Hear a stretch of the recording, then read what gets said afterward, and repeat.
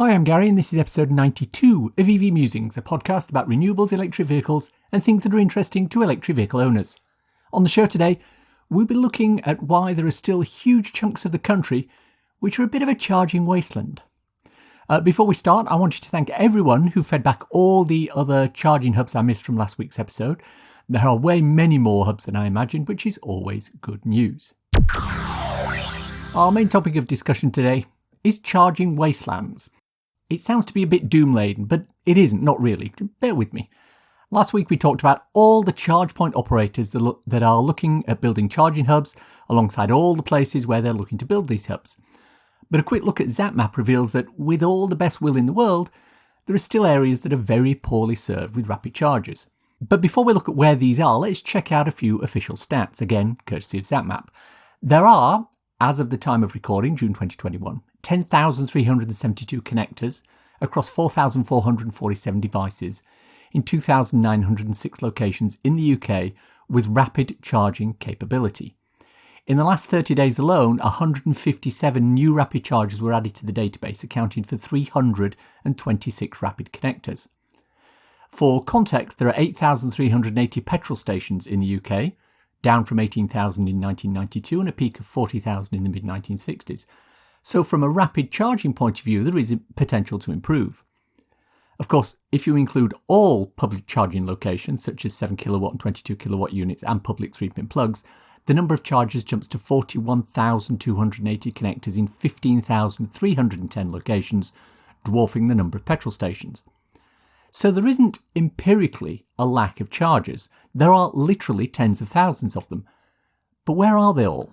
The statistics indicate that of the 15,310 locations detailed above, fully 1 in 3 of them are located in London, i.e. within the M25, and only 1 in 27 are located in Wales. Northern Ireland is even worse, with only 1 in 75 located there.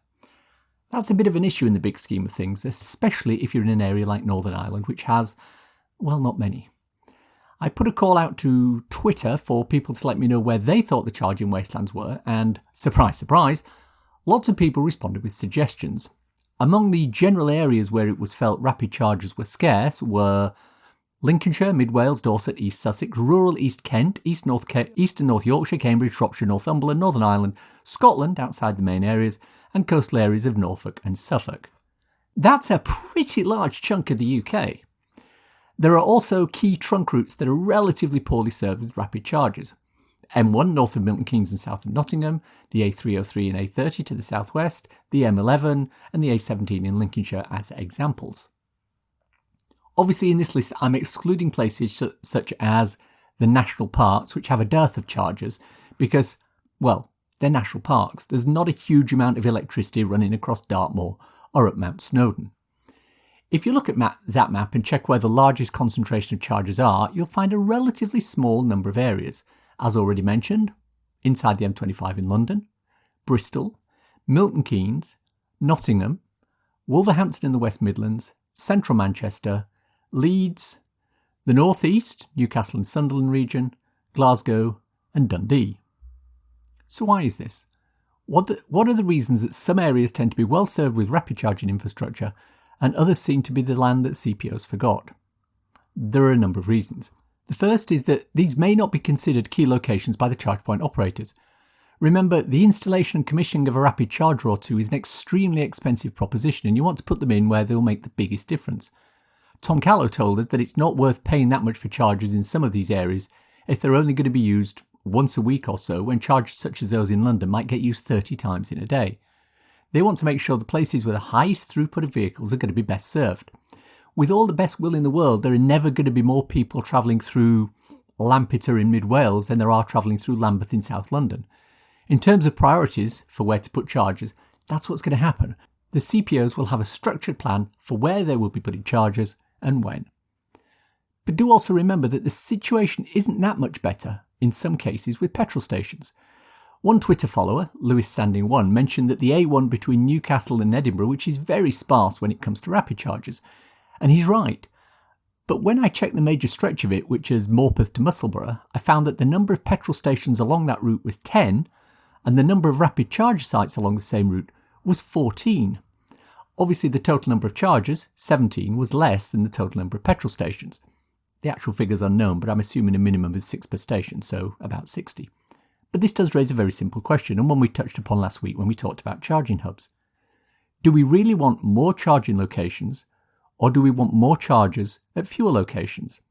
If we go back to the example I just gave about the A1 between Musselburgh and Morpeth, there are already more charging locations between these two than there are petrol stations, but there are lots more petrol pumps than actual chargers, probably by a factor of about 4. But if each of those charging sites had an additional 4 chargers, or essentially became a mini hub, would that solve the issue? The longest distance on this stretch between two rapids is only 30 miles, which should be enough for any EV on the road today. Therefore, is it a charger issue, or is it a location issue? Something to ponder on. I suspect people will be more willing to go 10 yards for an alternate charger if their chosen one wasn't working, than 10 miles. Secondly, we have the issue of council reticence. Despite grants from MOSEV, the Office for Zero Emission Vehicles, there are many councils who either have no EV charging strategy or are only paying lip service to it, and this reduces the number of chargers that are available or installed. Notable examples where this is not the case are the local councils in Milton Keynes, Nottingham and Dundee who've gone for chargers in a big way. I'm hoping to speak to a couple of councils in an upcoming episode to get their point of view on this, so stay tuned. Thirdly, there are no physical locations to put chargers. Remember, you can't just put a unit anywhere you want, even if you can afford to do so. Every charger has to be located on somebody's property, and that property will have a landlord. BP Pulse and Shell have an advantage here in that they can add chargers to the existing petrol stations they own, and the same applies to groups such as MFG, who we discussed last week in relation to hubs on their forecourts. Everyone else needs either a council for public parking or park and rides, or a landlord such as Holiday Inn, Tesco, Morrison's, Marston's or McDonald's to give them the space to put their units. Without this landlord, there won't be anywhere to put the chargers. Obviously, this has an impact on where chargers can be located. If there are no drive-through McDonald's or Costa Coffees in the middle of Wales, it makes it harder to find a landlord who'll support a charger there. The other reason location is important is that if you're a CPO such as InstaVault or Osprey Charging and you've connected with a company like Marston's Pubs or McDonald's, you're limited to where you can physically install your chargers. If there's no Marston's or McDonald's on the Suffolk coast, you can't install one there. Likewise for BP Pulse and Miller & Carter. They can only add chargers at points where there are Miller & Carter pubs, or Holiday Inns, or Mercure hotels. And this also plays into our earlier comment regarding the number of chargers at a site versus the number of sites where chargers are present. Fourthly, underlying infrastructure.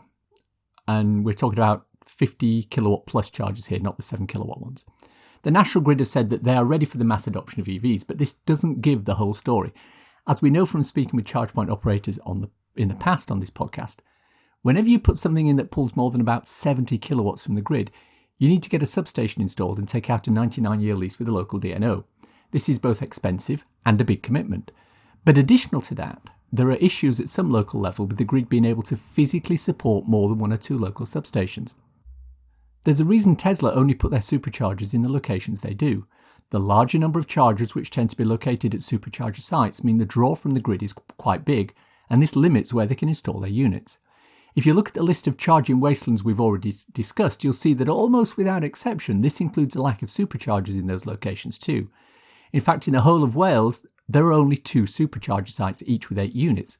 One is located in Bridgend in South Wales, the other in Flint, North Wales, 173 miles by the shortest route and 226 miles by the quickest route, almost 4 hours apart either route. If you've been watching the EV news recently, you'll notice that GridServe and the Electric Highway have started the upgrade rollout for the chargers at motorway service areas.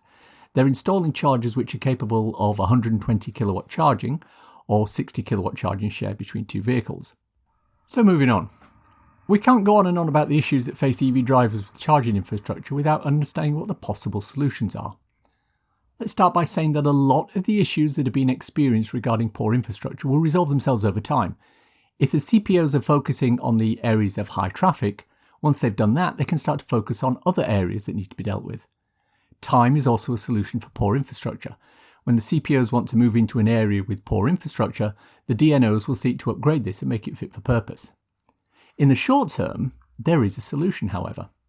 BP Pulse is currently trialling a newer type of charge unit that will solve a lot of these issues.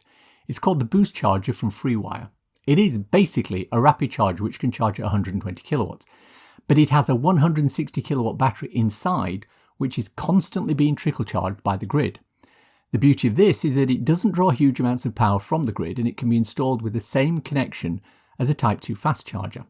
This means the connection to the grid is lower, the infrastructure cost is less to install, and these can and will be rolled out at sites that might not merit a full BP Pulse setup. I can envisage these being very popular installs in places like Lincolnshire, the Norfolk-Suffolk coastline, and areas along the A303 and A30 heading southwest into Devon and Cornwall. It will almost certainly end up in places like Northern Ireland and some of the more remote areas of Scotland. I asked Tom Callow about where they are with the rollout of these units, and he replied, quote, "Still undergoing testing and certification, as I understand it, still hoping to roll out later this year. We have sites identified in our build plan that should get these chargers," end quote. If you want to see one of these units in action, there is a unit installed at the BP Pulse headquarters in Milton Keynes, so head down there and check it out. But by far the biggest issue is going to be finding places to put these chargers, and this is where we hit the eternal battle of more locations versus more chargers. It will be relatively easy to take somewhere like the A303, for example, approach every pub along the way and ask them if they want to support an EV charger. But the chances are that each site will only end up with a single unit. Now, if this is one of the Freewire units we just talked about, it can charge 2 vehicles at 60 kilowatts each. But it is still a single unit. If it's out of action, you're out of luck. The alternative is to find either brownfield or greenfield land, or a landlord with sufficient additional space to allow something like a charging hub to be installed. Companies like GridServe are already making requests for people who have land available that they might be able to use for one of their electric forecourts. But the other approach to this is to partner with a company that has plenty of land available and piggyback off that land to build charging sites. And this is the approach that GridServe are taking with the Electric Highway Partnership. They're using existing locations such as the motorway service areas to provide access to larger areas of land via Moto Services, Welcome Break and others to build their hubs. And to a lesser extent, people like Instavolt are doing this as well, as they partner with companies like Costa Coffee and McDonald's. But the real power here comes from partnering with local authorities. We talked last week about the hubs that have been built at park and ride sites near Oxford and York. These are primarily linked in with the local councils and will provide multiple chargers for use by members of the public. And we've said before that park and ride car parks are ideal for places such as charging hubs, and they can include 7 kilowatt AC charging as well as faster rapid chargers. But they're ideally situated, being close to town centres and main trunk routes to be convenient. The nearest park and ride to me is just south of Reading and has 2 rapid chargers in there. Unfortunately, it's not a hub, but it is a start. So where do we go from here? It's not a secret to anyone where the infrastructure issues are in the UK. My tweet about where the charging wastelands are garnered a dozen replies in about an hour. I'm sure if someone like Robert Llewellyn from Fully Charged Show had tweeted the same thing, the answers would have been identical, but more plentiful. So understanding where the problems are isn't an issue. Just pull up a zap map and it's fairly obvious where the gaps are. What we need to do now is try and understand what the next steps are in solving these issues. Now, I can't believe it's totally a money issue. Companies like BP Pulse and Shell are backed by oil companies who've publicly stated their intention to become greener, whether we believe that or not. Throwing what would amount to a rounding error's worth of change to fund additional charges has got to be something they can easily do if they wished. The government has also recently committed to a £300 million investment spree to help triple the number of ultra-rapid electric car charge points across the country as part of efforts to accelerate the UK's shift to clean energy. This includes the installation of 1,800 new electric rapid car charge points for motorway service stations and a further 1,750 charge points in towns and cities. That alone virtually doubles the number of rapid chargers in the UK and complements the new installs mentioned last week in our episode on hubs. As I mentioned earlier, time will solve a lot of these issues, whether it's time for the DNOs to get the grid in order, time for the charge point operators to roll out the chargers at places with lower throughput of users, or time for new chargers to be made available with higher power ratings, better reliability and contactless payment. Time will solve this. But we don't really have a great deal of time, do we? So is it political? Do we want the government to step in and tell charge point operators they need to start putting rapid chargers in Lampeter in Wales and Clacton-on-Sea in Blakeney and other small towns that are poorly served by chargers? Or will that result in a solution that the government thinks is good, rather than what the EV using public thinks is good? Do we want CPOs to stop focusing on adding the odd single charger here and there in lots of places, and maybe focus on adding groups of chargers in fewer places to ensure availability and redundancy? In last week's episode, we heard from Ian Johnston at Osprey Charging, who told me that they've effectively stopped the rollout of single or double units for the time being, and are focused on putting as many chargers in as they can. To Osprey Charging, a hub is not a hub anymore, it's just a charging site. The Electric Highway are putting in newer units at all their sites around the country, which are double headers, able to charge 2 vehicles at once, as well as adding extra units at each of these sites where possible. This is going to greatly help the UK motorway charging infrastructure, but it's not adding any chargers where they don't already exist. If you're travelling from Gretna to Edinburgh cross country, you're off the motorway network, and you'll still have a limited number of chargers available. Finally, this isn't an insurmountable problem. We're not blazing a trail here to be critiqued or lauded by other countries if we fail or succeed. Other countries have done this very successfully. Norway, for example, is at 50% plug-in car sales, and they have chargers literally everywhere. Anyone who watches Bjorn Nyland's videos will see that he has his pick of chargers to choose from when he does one of his road trips. Many of them are high-powered ones co-located at Circle K petrol stations, but they also have 7 or 22 kilowatt fast chargers there as well in most car parks. This also brings up another point which I've totally ignored up to now. We've been talking about rapid chargers and ultra-high powered chargers because they're the ones that get all the good and bad press when it comes to charging on the go. But we also need to be making sure that we have a good stock of 7 or 22 kilowatt AC chargers in car parks. We mentioned last week that Brent Cross Shopping Centre in North London is installing 200 plus AC chargers in its car park. That's the kind of thing we need. While car chargers are available in many multi-storey car parks around the country, it's only places like Meadowhall in Sheffield that have an impressive number of them, 33 in total, whereas others limit themselves to maybe 5 or 6 at most. Remember, cars spend about 90% of their time stationary. If we can't use this time to charge, we're wasting one of the most important aspects of having an electric powertrain. The elephant in the room here, though, and something I've barely touched upon in this podcast, is cost. More chargers will cost more money. Who's going to pay? Well, not to put too fine a point on it, we are. Maybe not short term, but ultimately, we are. This week, for example, BP Pulse announced yet another price rise for their charging. They last announced a complete change to their tariffs in 2019, but did a partial increase in tariffs when they upped the cost to charge on their high-power chargers to 42 pence a kilowatt hour only 6 or 7 months ago in December of 2020. Instavolt recently had to increase the price of their chargers to account for a VAT ruling that brought them into line with other charge point operators charging 20% VAT rather than 5% VAT. And whenever a price rise like this happens, there are any number of commenters on social media who are happy to pontificate on the fact that this price is too high and they'll no longer use this network. But at the end of the day, none of the CPOs are charities. They all have to make money to survive. To make money, they'll need to increase the price of their public charging. Tariffs will increase. They have to. What we don't know yet is what's the breaking point for pricing. I suspect we'll find out sooner rather than later. In summary, everybody in the EV world, myself included, is happy to bandy about stats about the number of chargers that are currently installed and the fact that more and more are being installed every single day. GridServe in the Electric Highway doubled the number of available chargers in 10 of their locations in a single week by adding the new ABB units. But the fact is that in many instances, if you live outside the main urban areas or away from busy trunk routes, the chances are your public charging experience might not be ideal. We've looked at why these issues occur and what we can do to solve them. Make sure you keep pushing the charge point operators and the government to move forward with this. It's critical for EV uptake. It's time for a cool EV or renewable thing to share with your listeners. Clean tech and renewable little stories. A couple of journalists from the Clean Tech website are looking to surface more of the smaller EV and renewable stories from around the world by creating a reader-supported project to build a low-emission mobile newsroom, so the two reporters can cover the EV and clean technology stories that don't get told. As they say themselves in their tweet stream to launch this initiative, when a major automaker introduces a new EV, they bring in journalists from all over the world to make sure their story gets told. Small businesses like a used EV dealer, a small town pizza place using EVs to deliver, can't do that, and it's sad when their story goes untold. They're looking to get followers so they can launch a crowdfunding campaign to buy an old EV and a trailer. They'll go travelling around presumably the US to start with, to find these smaller stories and surface them. Follow the team on Twitter at UntoldEVStories for more information. And that's the show for today. Hope you enjoyed listening to it. If you want to contact me, I can be emailed at evmusings@gmail.com. I'm also MusingsEV on Twitter. If you want a quick reference ebook to read on your Kindle, I wrote a little something called So You've Gone Electric.